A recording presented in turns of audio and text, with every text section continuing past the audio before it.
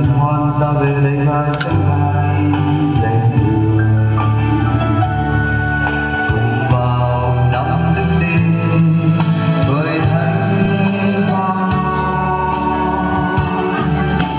Xin chào mọi người, những người tròn từ trái hương kêu gọi làm dân thánh để cùng về người loan truyền tình cha thứ ba dân sự bài nhờ Đức Giêsu Kitô ta Chúa về tất cả anh em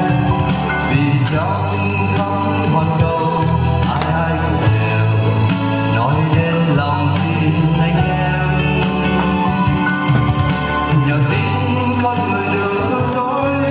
con người được nên câu chính sáng về Thiên Chúa thương ban trong con cùng người là Đức Giêsu Kitô. Nhìn lên Abraham người được công chính vì đã tin thật lòng, vì đâu với lẽ luôn những tin vào người cho ta đủ lời Chúa. Dù khi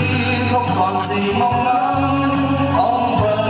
ngày trong tin thắng ta không đường công chính uy tín đợi con của người đã chết nhưng đã sống lại.